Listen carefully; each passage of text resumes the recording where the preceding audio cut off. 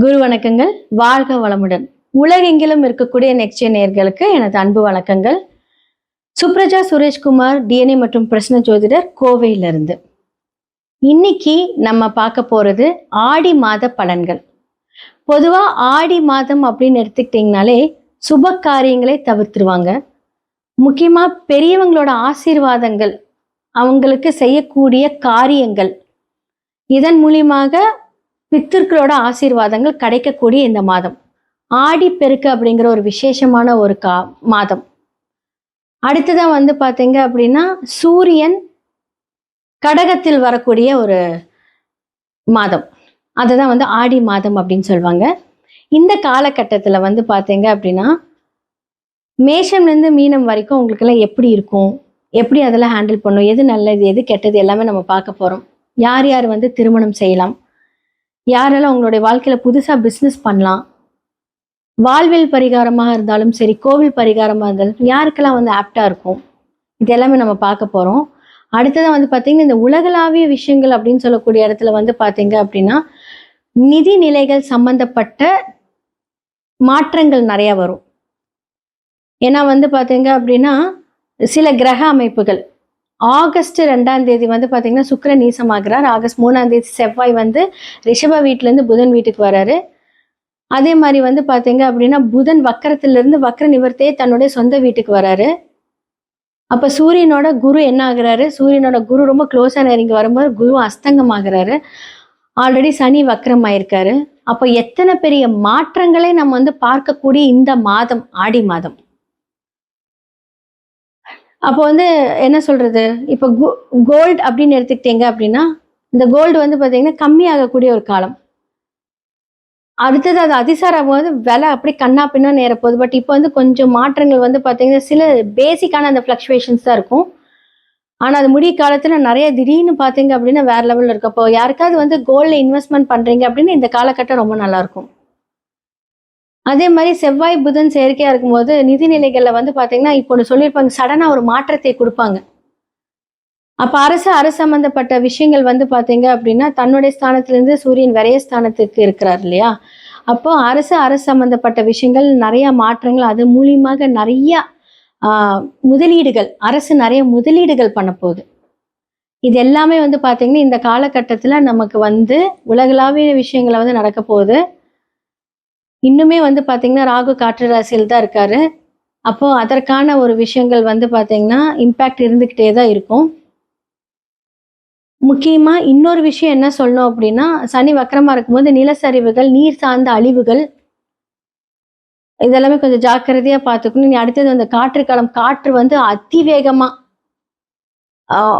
என்ன சொல்றது, அதன் மூலியமாக மரணங்கள், இழப்புகள் இதெல்லாமே நடக்கும். முடிஞ்ச அளவுக்கு பார்த்தீங்க அப்படின்னா ட்ராவலிங் அப்படிங்கிறதுல கொஞ்சம் தவிர்த்துக்கோங்க. கரெக்டான ஒரு விஷயங்கள்லாம் பிளான் பண்ணி செய்கிறது இந்த காலகட்டத்தில் ரொம்ப நல்லா இருக்கு. மேஷம்லேருந்து மீனம் வரைக்கும் என்ன மாதிரியான பலன்கள் ஆடி மாதத்திற்கு அப்படிங்கிறத பார்த்துடலாம். விருச்சிக ராசி மற்றும் லக்னக்காரர்களுக்கு இந்த ஆடி மாத பலன்கள் எப்படி இருக்குன்னு பார்த்துடலாம். இந்த லக்னாதிபதி அப்படின்னு சொல்லக்கூடிய விருச்சகம் செவ்வாய் இல்லைங்களா. ஸோ அவர் போய் எங்கே உட்காந்துட்டாரு, 8ல் போய் உட்காந்துட்டார்.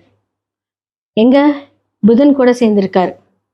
இப்போ 7ஆம் இடத்துல இருந்து அழகா ஆகஸ்ட் 2ஆம் தேதிக்கு மேல அவர் போய் என்ன பண்றாரு, புதன் வீட்டுக்கு போகிறார், மிதுனத்துக்கு போகிறார்.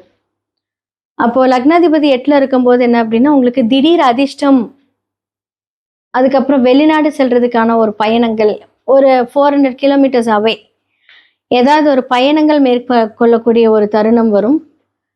அதே மாதிரி பார்த்தீங்க அப்படின்னா 8ல் போய் லக்னாதிபதி உட்காரலாமா அப்படின்னு கேட்டா இந்த நல்ல விஷயத்துக்கு ஓகே. ஆனா வம்பு பிரச்சனை சண்டை எல்லாம் வரும்போது நீங்க ஒதுங்கி போறது நல்லது. இல்ல நான் தீர்த்து வைக்கிறேன் அப்படின்னு சொன்னீங்க அப்படின்னா பிரச்சனை அவங்க தான் பண்ணிட்டு இருப்பாங்க, ஆனா பழி உங்க மேல வந்துடும்.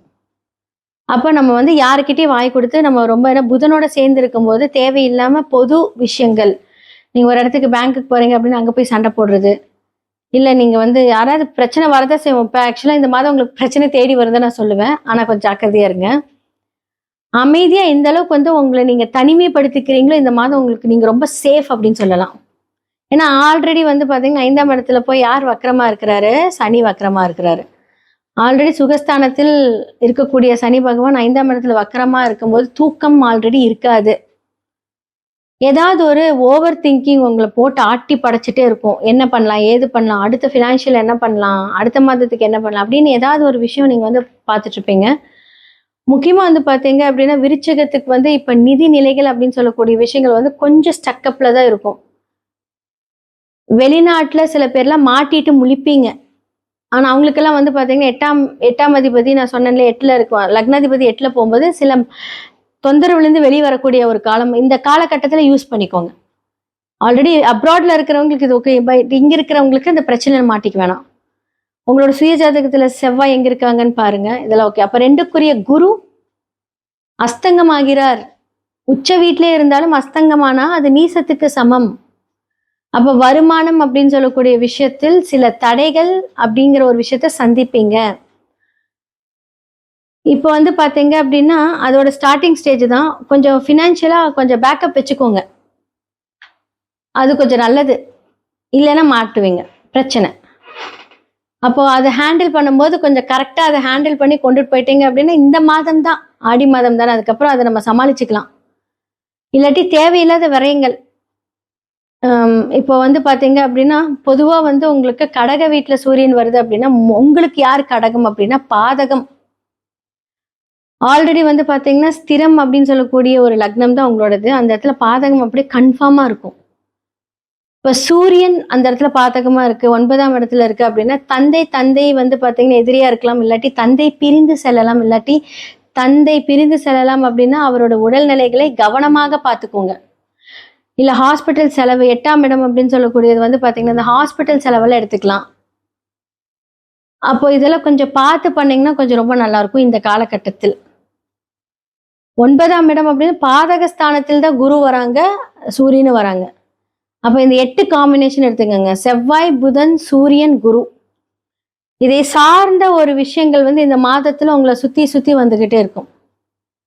அப்ப 7 அப்படின்னு சொல்லக்கூடியது வந்து பாத்தீங்கன்னா, உங்களுக்கு நீசமாகிறார் சுக்கிரன் அப்படிங்கும்போது என்ன அப்படின்னா, கணவருக்கு ஏதாவது விரய செலவுகள், பிசினஸ்க்காக ஏதாவது ஒரு ப்ராடக்ட்ஸ் வாங்குற அதற்கான ஒரு விரயம். இல்ல கணவருக்கு வந்து பாத்தீங்க அப்படின்னா, அவங்களுடைய சக்தி விரயம் பண்றது.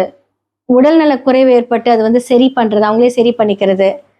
ஏன்னா இதுல ஒரு முக்கியமான ஒரு விஷயம் வந்து பாத்தீங்க அப்படின்னா, அவர் எங்க வந்து சுக்கிரன் நீசமாகிறார், விருச்சக லக்னத்துக்கு 11ஆம் இடத்துல போய் நீசமாகிறார். 7, 12 வந்து பாத்தீங்கன்னா 11ஆம் இடத்துல நீசமாகும்போது வருமானம் அப்படிங்கிற ஒரு தடை வந்தாலும் லாபம் அப்படிங்கிறது இருக்கவே இருக்காது. ஸோ இந்த காலகட்டத்தில் இதெல்லாமே கொஞ்சம் ஹேண்டில் பண்ணிக்கோங்க. கரெக்டாக பிளான் பண்ணி இருக்கிற பணத்தை மெயின்டைன் பண்ணிக்கோங்க. புதுசாக எதுவுமே பண்ண வேண்டாம். ஏன்னா குரு அஸ்தங்கத்திலேருந்து வெளியே வர வரைக்கும் அப்படிதான். அப்போ இந்த ஒரு மாதம் ஃபுல்லாமே என்ன பண்ணுவாரு? சூரியனும் குருவும் அங்கே சேர்ந்து தான் இருக்கும். அப்போ அந்த அஸ்தங்கத்திலேருந்து வெளியே வர்றதுக்கு அடுத்த மாதம் ஆகும். ஸோ அதனால அதை கொஞ்சம் ஜாக்கிரதையாக ஹேண்டில் பண்ணிக்கோங்க.